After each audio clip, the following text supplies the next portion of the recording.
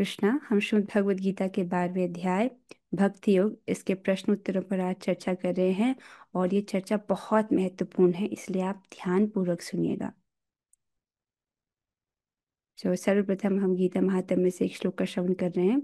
सर्वोपनिषदो गावो दुग्धा गोपाल नंदनः पार्थो वत्स सुधीर भोक्ता दुग्धम गीतामृतम महत्। समस्त उपनिषद मूर्तिमान गाय के रूप में हैं। भगवान श्री कृष्ण उस गाय के दोहक हैं। अर्जुन बछड़े हैं। भगवत गीता का अमृत दूध है और भाग्यशाली भक्तजन इस दुग्ध के भोक्ता हैं। तो आप समझ रहे हैं, सारे उपनिषदों का जो सार है, अगर उपनिषदों का जो ज्यादा ज्ञान वो गाय के रूप में, तो उसका सार है दूध। तो सारे उपनिषदों का जो सार है वो भगवत गीता के रूप में है। और उसमें भी हम सबसे महत्वपूर्ण अध्याय पढ़ रहे हैं भक्ति योग। ठीक है। 18 अध्याय में से बीच के 6 अध्याय सबसे महत्वपूर्ण है। उसमें सबसे महत्वपूर्ण है 12वां अध्याय। उसके ऊपर हम आज प्रश्न उत्तर चर्चा कर रहे हैं, इसलिए बहुत महत्वपूर्ण है। आते हैं प्रश्न उत्तर की तरफ। जिन भक्तों को उत्तर पता हो वो हाथ खड़ा कीजिएगा, और जो श्रवण भी कर रहे हैं उनको भी बहुत लाभ होने वाला है। ठीक है। अ, पहले प्रश्न है, इस अध्याय में अर्जुन ने भगवान श्री कृष्ण से क्या पूछा? महाकवि चैतन्यदास प्रभु जी।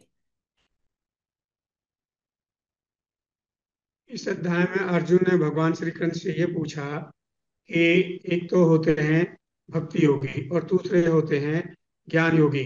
तो ज्ञान योगी और भक्ति योगी में से कौन श्रेष्ठ है? बहुत अच्छे प्रश्न, बहुत अच्छी तरह से आपने पूछ किया। ज्ञान योगी भक्ति योगी में से श्रेष्ठ कौन है? और किसी भक्त को पता है कि अर्जुन जी ने क्या प्रश्न पूछा था? कोई और बताना चाहेंगे? प्रभु जी आपने सही उत्तर दिया। दीपाली शर्मा माता जी, हाँ जी माता जी बताइए। माता जी आपको माइक ऑन करना होगा। हरे कृष्णा माता जी। हरे कृष्ण। अ, अर्जुन ने भगवान से ये प्रश्न पूछा था कि जो आपकी भक्ति में सदा लगे रहते हैं या फिर जो निर्विशेष ब्रह्म की सेवा करते हैं उनमें से सिद्ध कौन है। हाँ, इनमें से अधिक श्रेष्ठ कौन है? इसमें से अ, अधिक श्रेष्ठ किसको माना जाए? बहुत सुंदर आप ढंग से आपने बताया। पंकज प्रभु जी को भी इसका उत्तर पता है। Okay, this is good. पर हम अगले प्रश्न की ओर बढ़ रहे हैं। तो आप दोनों ने सही उत्तर दिया है। सो जो निर्विशेष ब्रह्म की उपासना करते हैं उसी को ज्ञान योगी कहते हैं। ठीक है, अगले प्रश्न पर चलेंगे। श्री भगवान ने अर्जुन के प्रश्न का क्या उत्तर दिया? ठीक है। हम्म, तो कौन बताएंगे इसको? अच्छा, तो आप तीनों को इसका उत्तर पता है। ओके, रेणुका माता जी से जानेंगे। जी माता जी। हरे कृष्णा माता जी। श्री भगवान ने अर्जुन से प्रश्न का उत्तर दिया कि जो मेरे साकार रूप में अपनी मन और बुद्धि स्थित करता है और मेरी साकार रूप की दिव्य श्रद्धा से पूजन करता है, वह श्रेष्ठ है, वह सर्वोत्तम है। बहुत सुंदर। ठीक है, जो साकार रूप की उपासना कर रहे हैं, उसकी सेवा में लगे हुए हैं, वो अधिक श्रेष्ठ है। ओके, बहुत सुंदर। ठीक है। और भी कोई भक्त इस प्रश्न का उत्तर देना चाहेंगे? महाकवि जयदेवदास प्रभु जी, आप कुछ बोलना चाहेंगे?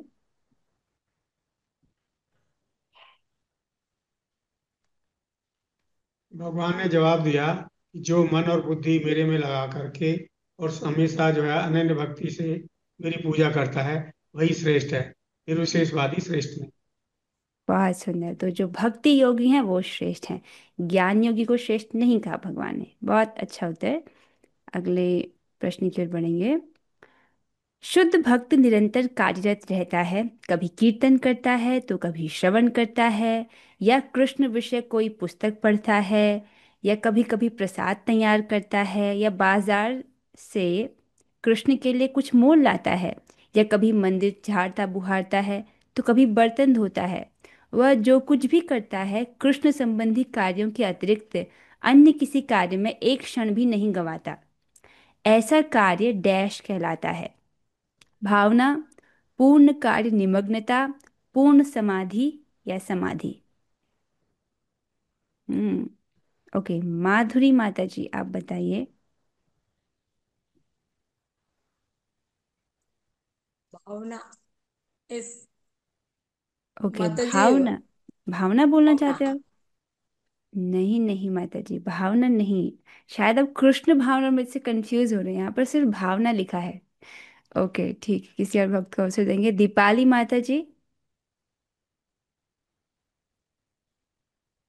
ओके ठीक है। सो माता जी, पूर्ण समाधि।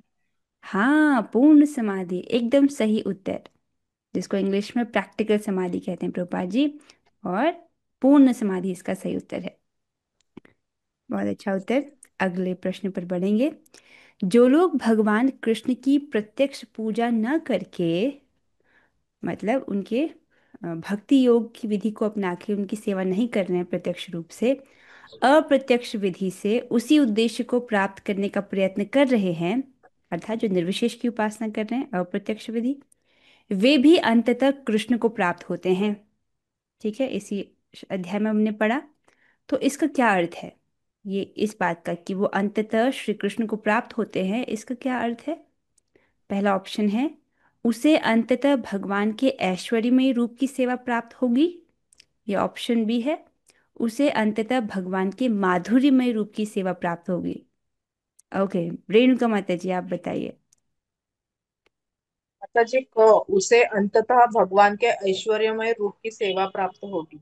यस, एकदम सही उत्तर। और वो भी ऐसा नहीं कि एक ही जन्म में, तो वो क्रम मुक्ति, निष्काम कर्म योग करेगा, ज्ञान योग करेगा, अष्टांग योग करेगा, उसके बाद उसको भक्ति योग प्राप्त होगा, और फिर उसके बाद उसको भगवान की ऐश्वर्य में सेवा प्राप्त होगी। तो इसलिए अंततः मतलब चाहे उसमें बहुत जन्म लग जाए, लेकिन बुद्धिमान कौन है? जो गुरु से श्रवण करके भगवान को भगवान स्वीकार करे और उनकी सेवा में लग जाए। अच्छा, अगला प्रश्न है, जिन लोगों के मन परमेश्वर के अव्यक्त निराकार स्वरूप के प्रति आसक्त हैं, उनके लिए प्रगति कर पाना डैश है। देहधारियों के लिए उस क्षेत्र में प्रगति कर पाना सदैव दुष्कर होता है। तो आपको फिल करना है इस चीज को। सरल है, अत्यंत कष्टप्रद है, अत्यंत सुखद है, या निर्गुण है। अंशिका माता जी से सुनेंगे हम। अत्यंत कष्टप्रद है। बहुत सुंदर माता जी, आपने इसका सही उत्तर दिया है। लेकिन बड़े बड़े मायावादी सन्यासी इस प्रश्न का उत्तर नहीं जानते हैं और अपना पूरा समय जीवन खराब कर देते हैं। बहुत सुंदर उत्तर। तो उस क्षेत्र में देहधारी के लिए प्रगति कर पाना सदैव दुष्कर होता है। अच्छा, अगला प्रश्न पर चलेंगे। जो अपने सारे कार्यों को मुझ में अर्पित करके तथा अविचल भाव से मेरी भक्ति करते हुए मेरी पूजा करते हैं और अपने चित्तों को मुझ पर स्थिर करके निरंतर मेरा ध्यान करते हैं, उनके लिए हे पार्थ मैं डैश से शीघ्र उद्धार करने वाला हूँ। ठीक है, सो किससे उद्धार करने वाले हैं? पापों के बंधन से, जन्म मृत्यु के सागर से, माइक भयों से, या सांसारिक जीवन से। ठीक है। ओके, पंकज प्रभु जी को एक अवसर देते हैं। के सागर से। प्रभु जी आप अपना माइक ऑन कीजिएगा, पंकज प्रभु जी। हाँ, इसका उत्तर होगा ख, जन्म मृत्यु के सागर से। यस प्रभु जी, एकदम सही उत्तर। उनके लिए हे पार्थ मैं जन्म मृत्यु के सागर से शीघ्र उद्धार करने वाला हूँ। बहुत सुंदर। अगले प्रश्न पर चलेंगे। भगवान वचन देते हैं कि वे ऐसे शुद्ध भक्त को तुरंत ही डैश से उद्धार कर देंगे। Okay, similar question. पहला ऑप्शन है दुखों के बंधन से, पाप राशि से, अशांति से, या भव सागर से। ओके, सो मोहिनी प्रिया माता जी से नहीं सुना। हरे मोहिनी कृष्णा प्रिया। माता जी, भव सागर से। बहुत सुंदर, सो सही उत्तर है भव सागर से। अगले प्रश्न पर बढ़ेंगे। कोई कितना ही कुशल तैराक क्यों न हो और कितना ही प्रयत्न क्यों न करे, किंतु समुद्र में गिर जाने पर वह अपने को नहीं बचा सकता। किंतु यदि कोई आकर उसे जल से बाहर निकाल ले तो वह आसानी से बच जाता है। इसी प्रकार भगवान भक्त को इस भवसागर से निकाल लेते हैं। मनुष्य को केवल डैश विधि का अभ्यास करना होता है और अपने आप को डैश में प्रवृत्त करना है। अपने आप को डैश में प्रवृत्त करना होता है। तो आपको दो ऑप्शन चुनने हैं। पहला ऑप्शन है कृष्ण भावनामृत की सुगम, ऑप्शन बी है योग साधना, ऑप्शन ग है अनन्य भक्ति, और लास्ट ऑप्शन है कर्म की पूजा। ठीक है, तो आपको यहाँ से इसको पढ़ना है, मनुष्य को से यहाँ तक पढ़ना है सही ऑप्शंस को फिल करते हुए। मनोज प्रभु जी से हम सुनेंगे इसका उत्तर। हरे कृष्णा माता जी। मनुष्य को केवल कृष्ण भावनामृत की सुगम विधि का अभ्यास करना होता है और हम्म। अपने आप को अनन्य भक्ति में प्रवृत्त करना होता है। हरे बहुत कृष्ण। सुंदर, अरे वाह, आप तो पढ़कर आए हैं, नाइस। हरे कृष्ण। ठीक है, अगले प्रश्न पर बढ़ेंगे। मुझ भगवान में अपने डैश को स्थिर करो और अपनी डैश मुझ में लगाओ, इस प्रकार तुम निसंदेह मुझ में सदैव वास करोगे। तो ये भगवान की प्रथम आज्ञा है। हाँ, कौन बताएंगे इसको? हम अंशिका माता जी से सुनते हैं ये। कुछ भगवान में अपने चित्त को स्थिर करो और अपनी सारी बुद्धि मुझ में लगाओ, इस प्रकार तुम निसंदेह मुझ में सदैव वास करोगे। वेरी गुड, 10 में से 10 नंबर, आप तो अच्छा कर रहे हो। अगले प्रश्न पर चलेंगे। हे अर्जुन, हे धनंजय, यदि तुम अपने चित्त को अविचल भाव से मुझ पर स्थिर नहीं कर सकते, तो तुम डैश के विधि विधानों का पालन करो, इस प्रकार तुम मुझे प्राप्त करने की चाह उत्पन्न करो। तो कौन सी विधि है यहाँ पर? ज्ञान योग, कर्म योग, भक्ति योग या अष्टांग योग? इसका उत्तर बताएंगे सलोनी माता जी। भक्ति योग। जी माता जी। माता जी भक्ति योग। हाँ, भक्ति योग, तो तुम भक्ति योग के विधि विधान का पालन करो, एकदम सही उत्तर माता जी। अगला प्रश्न है। यदि तुम भक्ति योग के विधि विधानों का भी अभ्यास नहीं कर सकते, तो मेरे लिए डैश करने का प्रयत्न करो, क्योंकि मेरे लिए डैश करने से तुम पूर्ण अवस्था को प्राप्त होगे। तो दोनों जगह एक ही शब्द जो है वो भरा जाएगा। तो क्या भरा जाएगा यहाँ पर? परिश्रम करने का प्रयत्न करो, कर्म करने का प्रयत्न करो, त्याग करने का प्रयत्न करो या तपस्या करने का प्रयत्न करो? क्या करने को बोल रहे हैं भगवान यहाँ पर? अच्छा, अरे वाह, इसका प्रश्न का तो उत्तर लगता है सारे भक्तों को आता है। अच्छा, जिनको अवसर नहीं दिया है उनको अवसर देने का प्रयास करते हैं। अच्छा, कौन बताएंगे? ठीक है, पंकज प्रभु जी आप बताइए। कर्म। हाँ, नंबर कर्म। जी प्रभु जी, एकदम सही उत्तर, ख, कर्म। मैं आश्चर्यचकित हूँ कि आप तो भगवत गीता के 12वें अध्याय में क्लास में तो नहीं आए थे, पर आपको उत्तर पता है। This is nice. जी, मैं आपका नोट्स पढ़ा हूँ माता अच्छा, जी। नोट से पढ़ा है आपने, अच्छा इसलिए पता है। बहुत अच्छे। अगले प्रश्न पर चलेंगे। भगवान के लिए कर्म करने के कुछ उदाहरण बताइए। तो भगवान ने यहाँ पर बोला कि मेरे लिए कर्म करने का प्रयत्न करो, तो कैसे कर्म करने के लिए भगवान बोल रहे हैं? हम्म ये थोड़ा सा डिस्कशन वाला क्वेश्चन है। हाँ, तो कौन बताएंगे इसको? दीपाली माता जी, आपका हाथ खड़ा है। हाँ, बताइए बताइए आप। हरे कृष्ण माता जी, भगवान के लिए कर्म करना मतलब भोजन प्रसाद बनाना और भगवान के मंदिर की अर्चा विग्रह की सेवा करना। ये तो सब भक्ति योग के कार्य आ गए। भक्ति योग के कार्य आ गए। भगवान कहते हैं मेरे लिए कर्म करो, और क्या क्या कर सकते हैं हम भगवान के लिए, जो हमने क्लास में पढ़े थे? तुलसी महारानी लगा सकते हैं, उनमें हाँ। पानी दे सकते हैं। हाँ। झाड़ू लगा सकते हैं भगवान के मंदिर की। जी। सफाई कर सकते जी, हैं। भगवान के लिए बस। फल ला सकते हैं। हाँ, बहुत सुंदर उत्तर। तो देख रहे हैं, ये सब भक्ति के ही अंग है, लेकिन इसमें मन लगाने की जरूरत नहीं पड़ती है। बहुत सुंदर आपने दिया। और कोई उदाहरण देना चाहेंगे इसमें? अंशिका माता जी, आप भी तैयार हो इस प्रश्न के उत्तर के साथ? हाँ जी, बताइए आप भगवान के लिए कर्म करने के कुछ उदाहरण। हम भगवान के लिए कर्म जप के माध्यम से कर सकते हैं, अरे, और निष्काम का भावना से अपना कार्य अच्छा कर अच्छा, सकते रुक जाइए अंशिका माता जी, थोड़ा सा करेक्शन यहाँ पर। जब तो शुद्ध भक्ति हो गया, उसकी बात नहीं आ रही है। कर्म मतलब यहाँ पर जैसे भक्ति 3 लेवल पर होती है: मनसा, मन से, वाचा वाणी से, और कर्मणा मतलब कर्म से। तो आपको कर्मणा बताना है, क्योंकि मतलब मन नहीं लग रहा, तो शारीरिक किस प्रकार से किया जा सकता है। ओके, अगले भाग से हम इसको जानेंगे। कौन बताएंगे? महाकवि जयदेवदास प्रभु जी, आप बताइएगा। भगवान के लिए कम करने के कुछ उदाहरण इस तरह से हैं। पहला, अगर किसी के पास धन है तो वह मंदिर बनवा सकता है, अच्छे हम्म। विग्रह की स्थापना करवा सकता है, हम्म। अच्छे विग्रह की सेवा के लिए धन दे सकता है। जी। या जो भगवान की प्रचार में लगे हुए हैं, उनके लिए जो है सुविधा प्रदान कर सकता है, धन भी दे सकता है, जमीन दे सकता है।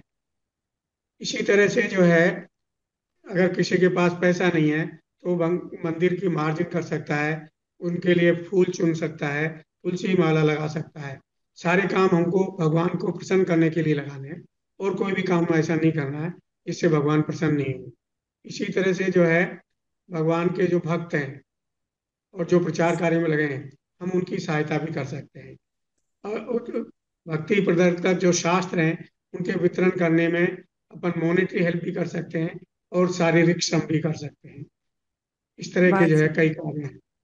100 में से 100 नंबर प्रभु जी, आपने तो बहुत अच्छा इसका उत्तर दिया। मुझे लगता है कि जिन भक्तों को नहीं भी आता होगा, जो शायद पहली बार भी सुन रहे होंगे, तो सब समझ गए होंगे कि मत कर्म कृत का क्या अर्थ है, राइट? भगवान के लिए कर्म करने का क्या अर्थ है।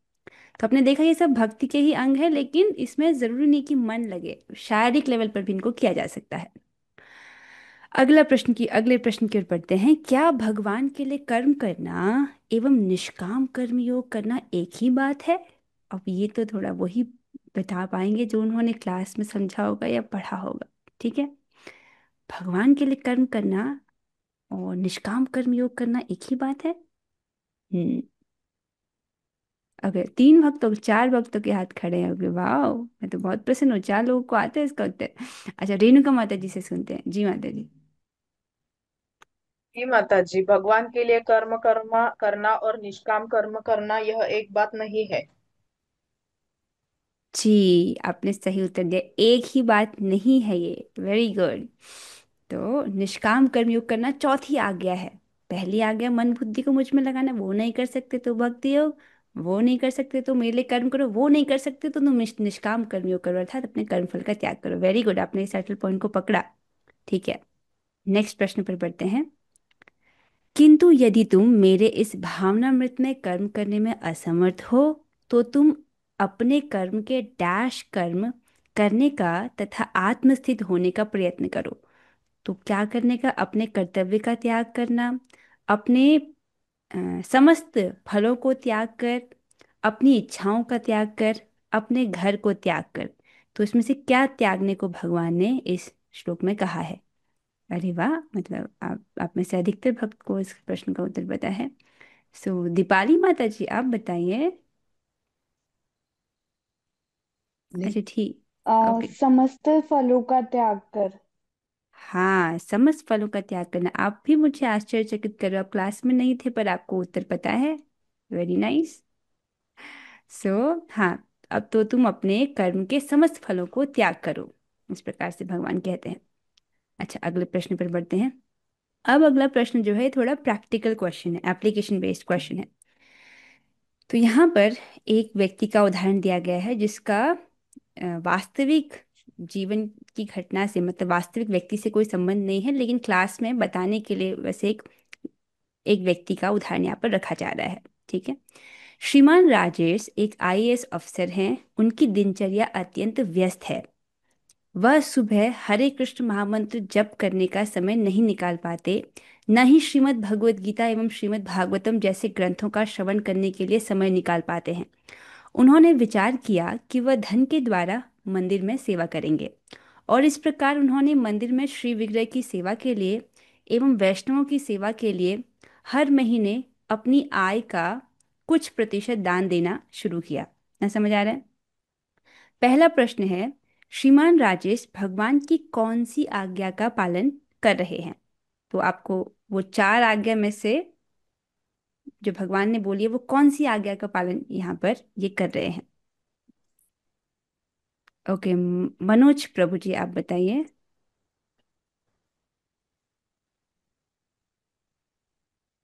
महेश पंडित प्रभु जी, आप बोलने वाले थे।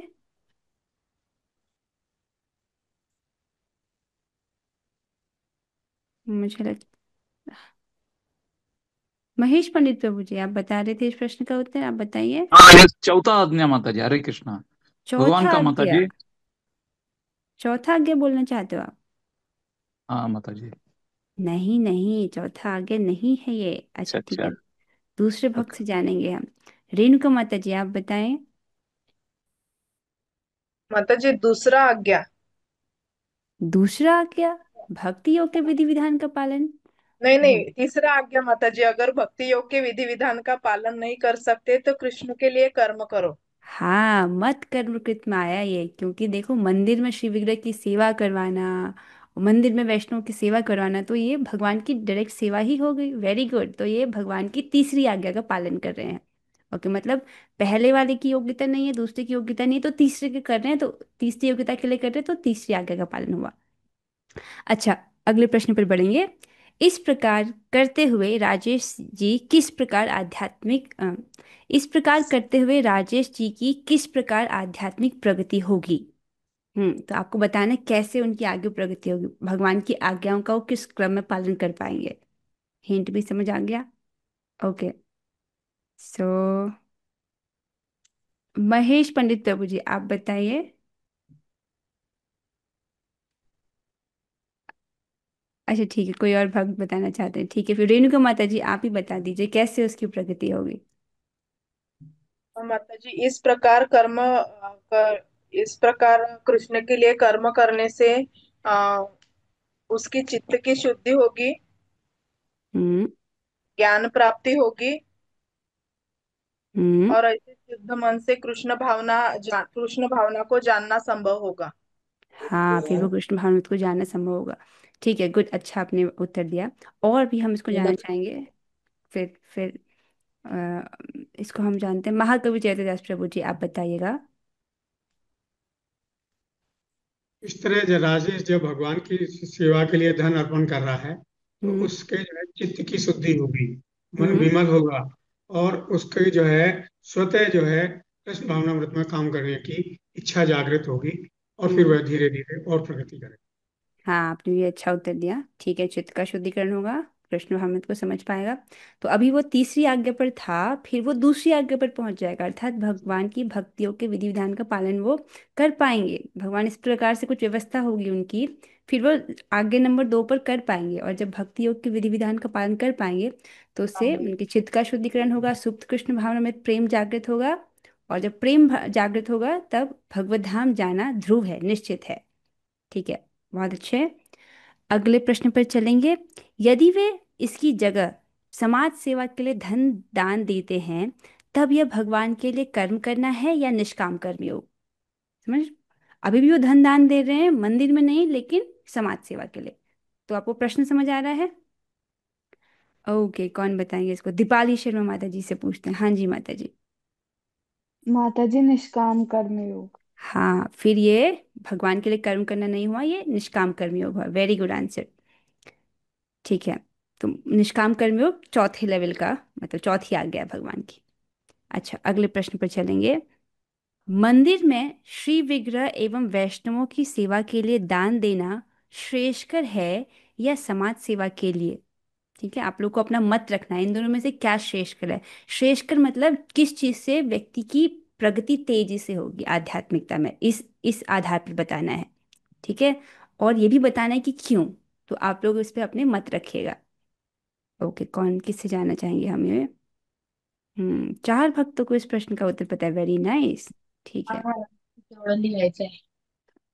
किसी अन्य भक्त का माइक ऑन हो तो प्लीज आप बंद कर दीजिएगा। इस प्रश्न के उत्तर को जानते हैं हम। अच्छा, दीपाली शर्मा माता जी आप बताइए। माता जी, मंदिर में विग्रह और वैष्णवों की सेवा के लिए दान देना ही श्रेष्ठकर होगा, क्योंकि ये भक्ति योग है। इससे है ना चित्त का शुद्धिकरण बहुत तेजी से होगा, वेरी नाइस, इसलिए। आपने अच्छा उत्तर दिया, वेरी गुड। और भक्त से भी हम सुनना चाहेंगे। सलोनी माता जी कुछ बोलना चाहती हैं। हाँ माता जी बोलिए। सलोनी माता जी अपना माइक ऑन कीजिए।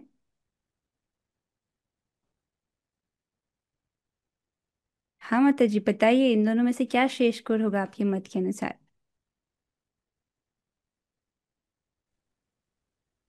पर हम आपको हरे सुन नहीं कृष्णा पा रहे। जी। हरे कृष्णा। हरे कृष्णा।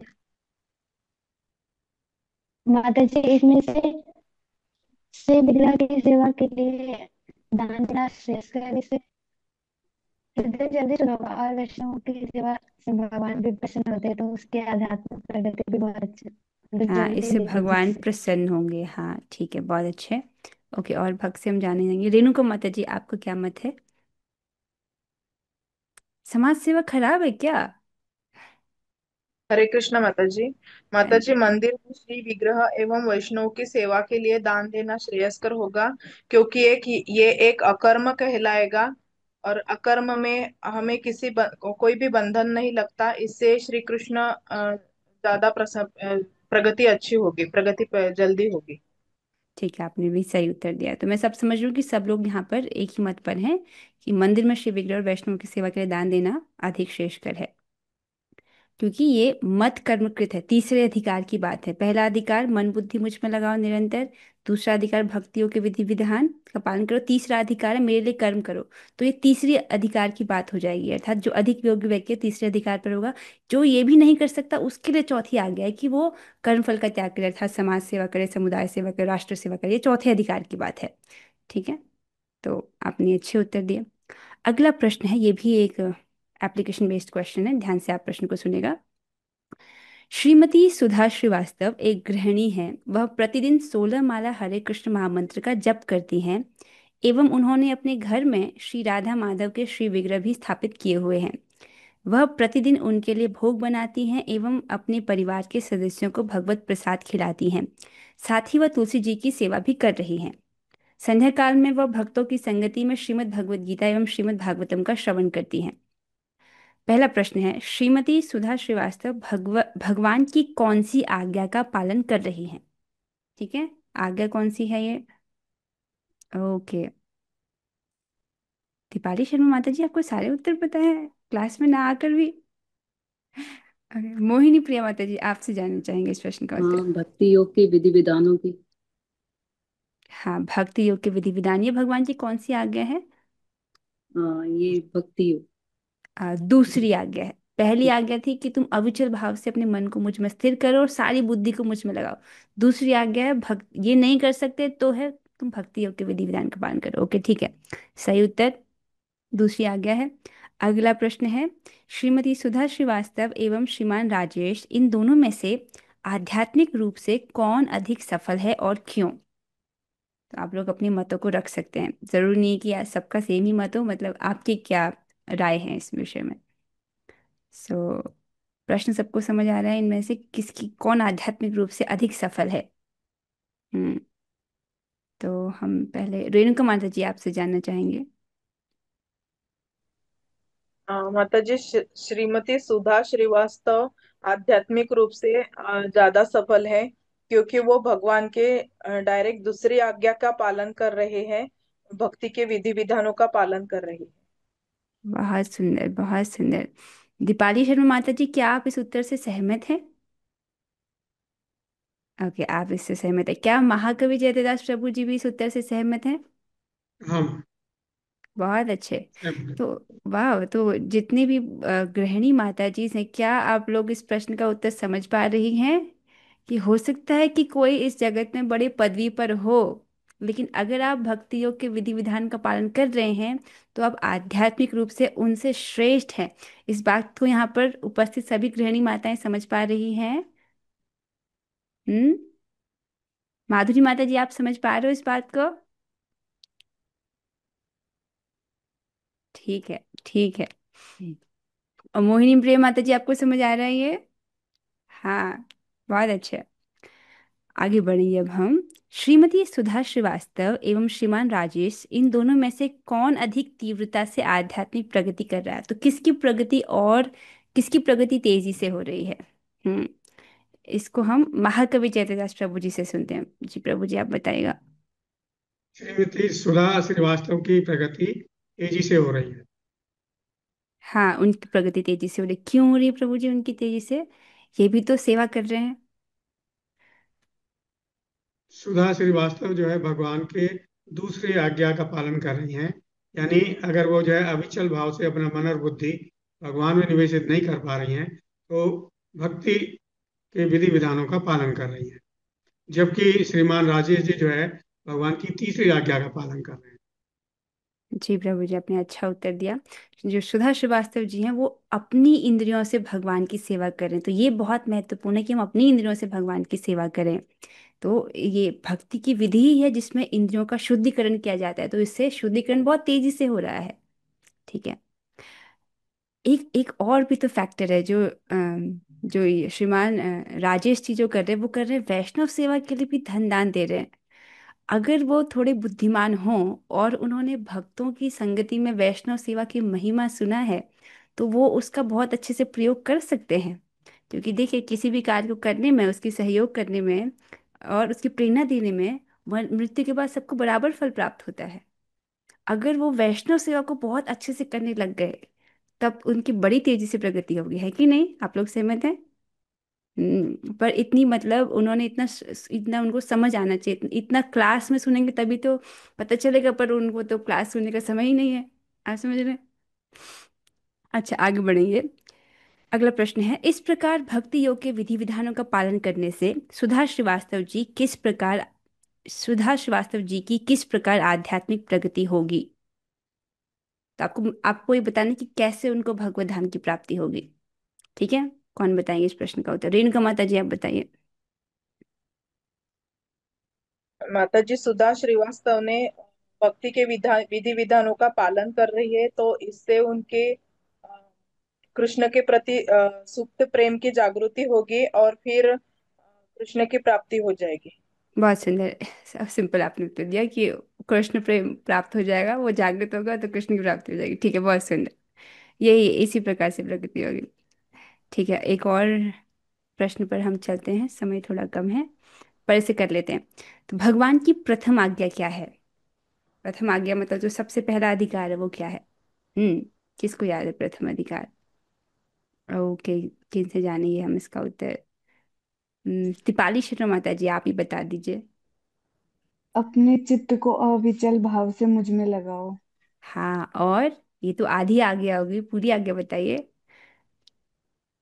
और स्थिर करो अपनी बुद्धि को। हाँ, ठीक है ठीक है, अपने मन को अविचलित भाव से मुझ में लगाओ और सारी बुद्धि मुझ में स्थिर करो। मन और बुद्धि को मुझ में लगाओ, इस प्रकार से भगवान की आज्ञा। और मन को कैसे लगाओ? अविचलित भाव से। अच्छा, अगले प्रश्न पर चलेंगे। किस विधि द्वारा भक्त भगवान में अविचलित रूप से मन को स्थिर कर पाएगा? ठीक है, तो यहाँ पर ऑप्शन ए है राग भक्ति के द्वारा या साधना भक्ति के द्वारा। यानी कौन सी विधि से मन जो है अविचलित भाव से भगवान में स्थिर होगा? तो कौन बताएंगे इस प्रश्न का उत्तर? हम जानना चाहेंगे महाकवि चैतन्य दास प्रभु जी आपसे। राग भक्ति द्वारा। राग भक्ति द्वारा, एकदम सही उत्तर। पर हम लोग तो राग भक्ति नहीं कर रहे, हम तो साधना भक्ति कर रहे हैं। तो साधना भक्ति करते करते जो है व्यक्ति का सुप्त कृष्ण भावना में कृष्ण प्रेम, शुद्ध शुद्ध कृष्ण प्रेम जागृत होता है, जैसा कि रेणुका माता जी ने भी बताया। और जब प्रेम जागृत होता है तो फिर वो राग भक्ति स्वतः ही कर पाता है ना? तो वहाँ भी हम साधना भक्ति कर रहे हैं, तो वही अपना अधिकार है। अच्छा, अगले प्रश्न पर चलेंगे। भक्ति योग की पूर्ण विधि क्या है? ये तो बहुत अच्छा क्वेश्चन है, बहुत महत्वपूर्ण प्रश्न है। हम्म तो मैं आपको इसका हिंट देना चाहती हूँ कि 0 है किसी का मन बिल्कुल भगवान पे नहीं लग रहा, और 100 है मतलब मन पूरी तरह से भगवान में लग रहा है। तो कुछ प्रक्रिया है बीच में भक्ति योग की, वो विधि आपको बतानी है। ठीक है, ओके। महाकवि चैतन्यदास प्रभु जी को सारे उत्तर पता है, तो प्रभु जी आप किसे जान लेते हैं? जी प्रभु जी। भक्ति की पूर्ण विधि यही है कि जिस तरह से प्रभुपाद जी ने हमें बताया है कि आप सुबह जो है जल्दी उठिए, ब्रह्म मुहूर्त में उठिए, स्नान कीजिए, स्वच्छ वस्त्र पहनिए, तिलक धारण कीजिए और मंगला आरती अटेंड करिए। इसके बाद जो है मंगला आरती अटेंड करेंगे, भगवान की प्रार्थना करेंगे और जप करेंगे, कीर्तन करेंगे, अर्चे विग्रह की सेवा करेंगे। अर्चे विग्रह की सेवा सुबह से लेकर शाम तक कई तरह से होती है। सुबह जो है भगवान को जगाना होता है, फिर स्नान कराना होता है, वस्त्र धारण कराने होता है, उनके जो है जी जी, मैं समझ रही हूँ प्रभु जी। आप भक्ति योग की विधियों का वर्णन करो कि कैसे कैसे हम कर सकते हैं। ऐसा व्यक्ति कोई कर रहा है तो इससे उसके चित्त पर क्या प्रभाव पड़ेगा? इस तरह से करेगा तो उसकी जो है इंद्रियां शुद्ध होगी। और वेरी इंद्रियां, गुड। क्योंकि हम जो है भौतिक संसार में हैं तो हमारी इंद्रियां दूषित हैं, दूषित इंद्रियां होने का मतलब यह है कि हम इंद्रिय तृप्ति करने की आदत है। लेकिन इस इंद्रिय तृप्ति को छुटकारा पाना जो है, यही तरह से तरीका है कि हम योग, भक्ति योग में पूर्ण विधि अपनाएं। जब इस तरह से विधि अपनाएंगे तो हमारी इंद्रियां शुद्ध होगी। हमारी इंद्रियां शुद्ध होगी तो हमारा मन विमल होगा, और कृष्ण भगवान की सेवा करने में स्वतः ही हमारा मन लगने लग जाएगा, और हमारी आध्यात्मिक उन्नति होगी। हमें प्रेम भगवान का प्राप्त होगा, और भगवान के जो है पार्षद बन करके भगवान का धाम प्राप्त होगा। भगवान के धाम में भगवान के जो है साथ रहने को मिलेगा, और भगवान की दिव्य सेवा करने की जो है हमारी यस, इच्छा होगी। बहुत सुंदर। तो एक भक्त को केवल धाम की इच्छा नहीं होती, उसको इच्छा होती है कि वो भगवान की सेवा करे। बहुत सुंदर प्रभु जी, आपने बहुत सही उत्तर दिया, और आशा है कि सभी भक्तों को समझ आ गया होगा। अर्थात इस प्रक्रिया में चित्त का शुद्धिकरण होता है। अशुद्ध इंद्रियां हैं, उसको भक्ति योग के द्वारा भगवान की सेवा में लगाया जाता है, जिससे इंद्रियां शुद्ध होती हैं, मन विमल होता है, और फिर सुप्त कृष्ण प्रेम जो है वो जागृत होता है। इस प्रकार से उसको कृष्ण की प्राप्ति होती है, अर्थात वो प्रेम से भरा पार्षद बनता है। आशा आपको स्पष्ट हुआ होगा। सारी प्रक्रिया है अपनी इंद्रियों को शुद्ध करने का, अपनी चेतना को शुद्ध करने का। तो अपनी वास्तविक कमाई क्या है भक्ति करते करते? हमारी चेतना का शुद्ध होना। ठीक है, ये हमारी वास्तविक कमाई है। अब इससे आगे भी प्रश्न है, कितने प्रश्न है? दो कुछ प्रश्न है, लेकिन हम इसको आज नहीं कर पाएंगे, आज समय हो गया है। थोड़े से ही प्रश्न थे, मतलब 5 मिनट और लगेंगे।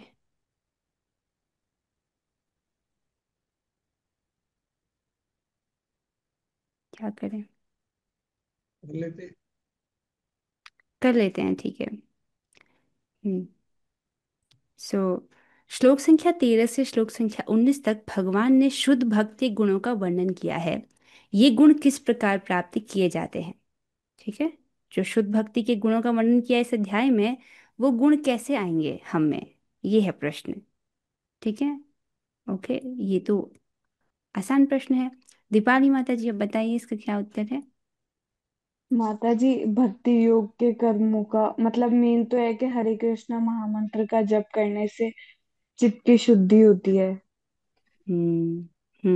भक्ति योग और के उससे द्वारा। ये गुण आते हैं धीरे धीरे धीरे। वो हम्म कनिष्ठ भक्त, मध्यम वर्ग, वो होते हैं ना, तो वो लेवल आ जाते हैं फिर। कनिष्ठ भक्त, मध्यम भक्त, उत्तम भक्त, तो ये सारे उत्तम। गुण आ जाते हैं भक्ति योग का पालन करने से। तो भक्ति योग करेंगे, उससे गुण अपने आप आ जाते हैं। ठीक है, अच्छा उत्तर दिया। अगले प्रश्न पर चलेंगे। यह स्वाभाविक है कि भक्त दिन भर में 2 बार स्नान करता है और भक्ति के लिए प्रातःकाल जल्दी उठता है। इस प्रकार वह बाहर तथा भीतर से डैश रहता है, स्वच्छ रहता है, शांत रहता है, धीर रहता है, भक्त रहता है। ओके, मोहिनी प्रिया माता जी, आप बताइए। हरे कृष्ण माता जी, स्वच्छ रहता है।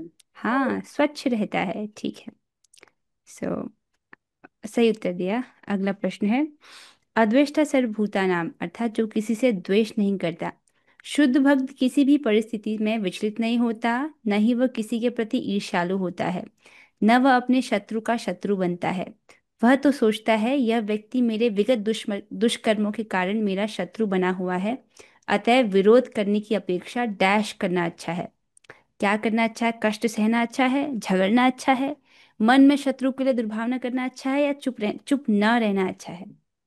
क्या इसका सही उत्तर है? अच्छा, रेणुका माता जी, आप बताइए। कष्ट सहना। हाँ, कष्ट सहना अच्छा है। आप लोग सहमत हैं इस बात से कि कोई परेशान करे तो हमको कष्ट सहना चाहिए, लड़ाई वड़ाई नहीं करना चाहिए? ठीक है, ठीक है, मैं सबके अलग अलग ओपिनियन यहाँ पे समझ रही हूँ। ओके, तो अगले प्रश्न पर चलते हैं। शत्रु के लिए मन में दुर्भावना करने से क्या नुकसान होता है? ठीक है, हम लोग उससे झगड़ नहीं रहे हैं, मन में सोचने से क्या क्या बुरा है कि भगवान ये बहुत बुरा है, इसको आप खूब पीटना है, इसमें क्या क्या गड़बड़ है इसमें? ठीक है, तो कौन बताएंगे इसमें? अच्छा, महाकवि चैतन्यदास प्रभु जी, आप बताइएगा, मन में दुर्भावना करने से क्या नुकसान होता है? शत्रु जो है, जो शत्रु है, वो हमारे प्रति जो शत्रुता रखता है, हमें कष्ट पहुंचाने की कोशिश कर रहा है, ये जो है भगवान की व्यवस्था है। हमने पूर्व जन्म में कोई गलत काम किए हैं, उनका कष्ट हमें भगवान जो है इस शत्रु के रूप में हमें जो है कष्ट दे रहा है। तो ये तो एक तरह से अच्छा है कि हमारे कष्ट कम हो रहे हैं, हमारे जो है पाप है वो कम होते जा रहे हैं। इसलिए शत्रु के प्रति दुर्भावना नहीं रखनी है, बल्कि हमारे पाप शत्रु तो कम कर रहा है। प्रारब्ध। जी। जी, आपने बहुत अच्छा उत्तर दिया कि वो तो हमारे प्रारब्धों को नष्ट कर रहा है। तो देखिए, हमारा भक्ति योग में मुख्य कार्य क्या है कि अपनी चेतना को शुद्ध करना है ना। लेकिन अगर आप अपने चित्त में ये सोच रहे हो कि सामने वाले का बुरा हो जाए, अनिष्ट हो जाए, तब तो हमारी चेतना दूषित हो गई ना। अपना मेन बिजनेस भक्ति का क्या है कि चेतना शुद्ध हो। और अगर हम किसी के लिए दुर्भावना को पकड़े हुए हैं तो चेतना तो अशुद्ध हो गई ना। तो नुकसान किसका हुआ, सामने वाले का कि अपना? अपना नुकसान हुआ। तो ये बात समझ करके दुर्भावना नहीं रखनी। ठीक है। अच्छा, अगला प्रश्न है। सम शत्रौ च मित्रे च तथा मानापमानयो शीतोष्ण सुख दुखेषु सम संग विवर्जित। यहाँ पर सम रहने को बोला गया, शत्रु मित्र में, मान अपमान में, शीत उष्ण में, सुख दुख में। तो सम होने का क्या अर्थ है? Difficult question. सम होने का क्या अर्थ है? ओके, मोहिनी प्रिया माता जी। हाँ माता जी, शत्रु में और मित्रों में एक समान भाव रखना, हम्म। ठीक है। एक समान रहना। एक समान रहना, वही तो मैं बोल रही हूँ कि एक समान रहने का अर्थ क्या है। आप ठीक बोल रहे हो, पर इसका अर्थ क्या है? क्या पूछ रही थी? अच्छा। हम्म। जैसे जैसे शत्रु मित्र है उसके प्रति सम कैसे रहोगे, मतलब दोनों के लिए आप यही चाहोगे कि ये भी भक्त, दोनों भक्त बन जाए, मेरा मित्र भी भक्त बन जाए, ये शत्रु है इसको भी कृष्ण की भक्ति मिल जाए, ऐसे सम। अच्छा, तो और कोई बताना चाहेंगे इसको? महाकवि जयदेवदास प्रभु जी, आप कुछ बोलना चाहेंगे इस पर? सम रहने का मतलब तो यही है कि कोई चाहे हमारा शत्रु हो या मित्र हो, हमें हम्म। उसके प्रति जो है ना तो शत्रु से जो है दुश्मनी रखनी है, ना मित्र से ज्यादा लगाव रहना है। एक्चुअली क्या है कि जो भक्त है वो अपने आप को शरीर नहीं मानता है, हम्म, अपने आप को आत्मा। और जो रूप से मान अपमान है, शीत उष्ण सुख दुख है, ये सब जो है शरीर के लेवल पर होते हैं, आत्मा के लेवल पर नहीं। जी प्रभु, बहुत अच्छा उत्तर आपने दिया। तो मतलब अपने कर्तव्यों में जो अपने कर्तव्यों में स्थिर रहना, जो उसके भक्ति के कार्य है उसको करता रहता है, इन सब चीजों से प्रभावित नहीं होता। गर्मी है, सर्दी है, तो भी भक्ति करनी है। मान अपमान हो रहा है तो भी भक्ति करनी है। शत्रु है, मित्र है, उसके प्रति भी राग द्वेष नहीं, तो भी भक्ति करनी है। अच्छा, आपने अच्छा उत्तर दिया प्रभु जी। अगले प्रश्न पर चलेंगे। एक, हाँ, अगला अगला प्रश्न है। संग विवर्जित अर्थात दूषित संगति से मुक्त होना। तो भक्त को किनका संग नहीं करना चाहिए? हम्म। किनका संग नहीं करना चाहिए भक्त को? ओके, सो रेणुका माता जी, आप बताइएगा। माता जी, भक्तों को मायावादियों का संग नहीं करना चाहिए, हम्म। भौतिकतावादियों का संग नहीं करना चाहिए, हम्म। और जो कृष्ण का भक्त नहीं है उसका संग नहीं करना चाहिए। बहुत कवर हो गया। भौतिकतावादी है तो क्या बचे फिर? भौतिकतावादी और ये मायावादी में सभी कृष्ण भक्ति तो आ गए। ठीक है माता जी, और एक और था, कौन बताएंगे इसको? अच्छा, महाकवि जयदेवदास प्रभु जी को याद है कि वो क्या था? हाँ जी प्रभु जी। स्त्री संग नहीं करना है। हाँ, स्त्री संग का, जो व्यक्ति स्त्री में अत्यधिक आसक्त है उसकी संगति नहीं करनी है। अब इसका मतलब ये नहीं बोला जा रहा कि गृहस्थ की संगति ना करो, ये नहीं बोला जा रहा। ऐसा ऐसा मनुष्य जो स्त्री में आसक्त है अत्यधिक, उसकी संगति नहीं करनी। ठीक है, अगला अगला बोल रहे हैं। तुल्य निंदा स्तुतिर मौनी संतुष्टो ये न केनचित अनिकेत स्थिर मतिर भक्तिमान में प्रियो न रह।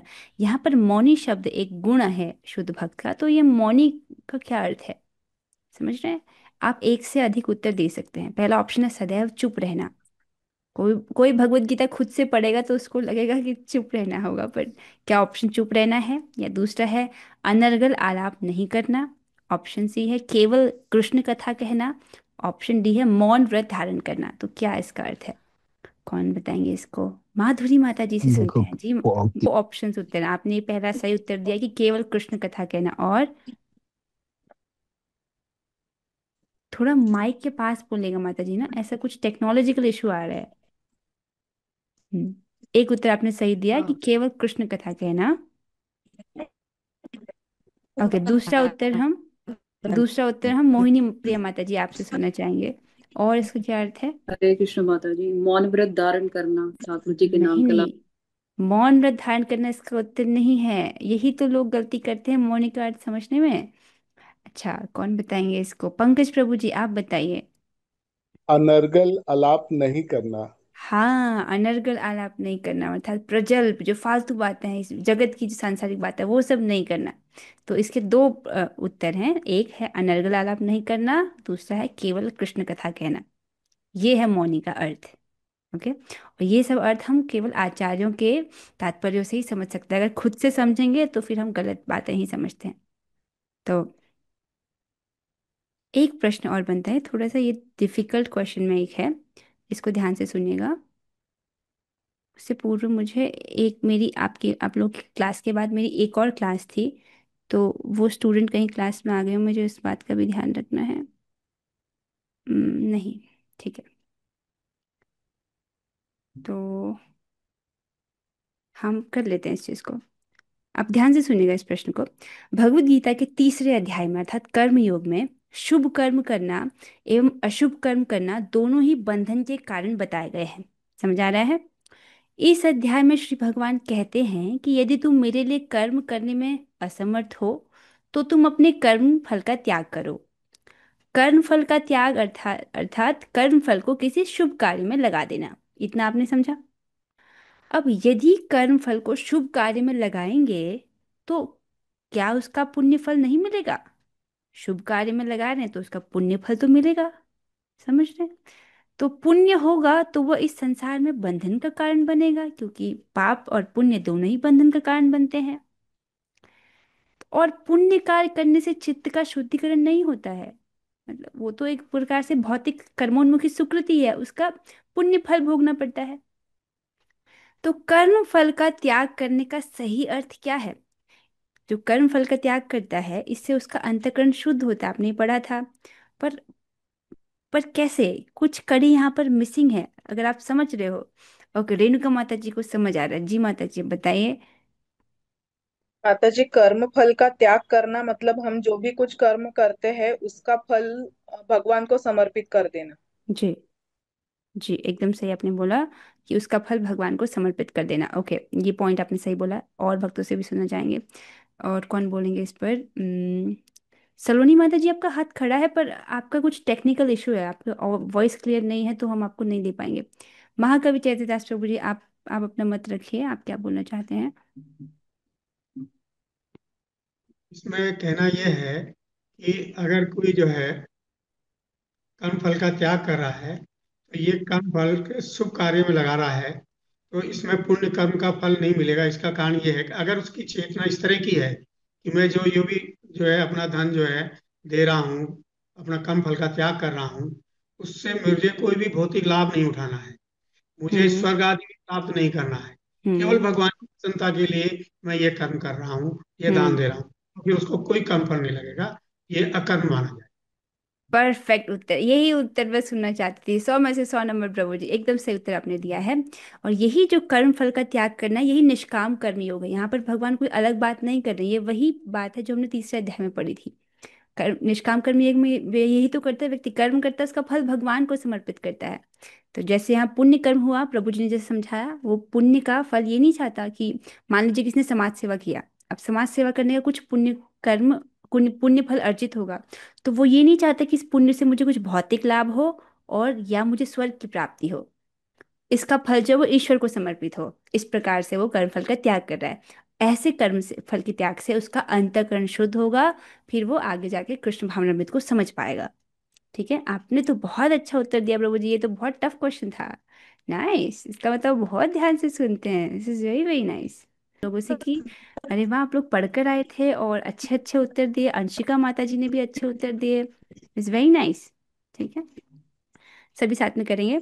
हरे कृष्णा कृष्ण कृष्णा हरे हरे, हरे राम राम राम हरे हरे, हरे कृष्णा कृष्ण कृष्ण हरे हरे, हरे राम राम राम हरे हरे, हरे कृष्णा कृष्ण कृष्ण हरे हरे, हरे राम राम राम हरे हरे। श्रीमद् भगवद गीता की जय, जगत गुरु श्री प्रभुपाद की जय, नामाचार्य श्री हरिदास ठाकुर की जय, श्री धाम वृंदावन की जय जय जय श्री राधे निताय गौर प्रेमानंदे। हरि हरि बोल। हरे हरे कृष्णा हरे माता जी। कृष्णा।